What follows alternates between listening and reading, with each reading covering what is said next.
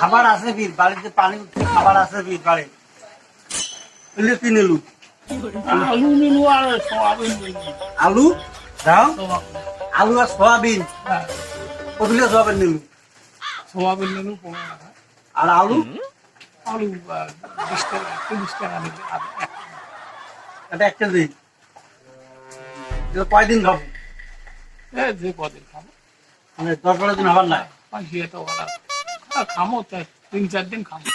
3-4 দিন হ্যাঁ আমরা 2-3টে করে আলু গুলো করে খাই দুইটা হ্যাঁ ওই 2-3টে বাড়ি কোটায় ওই সোয়াবিন দেয় বা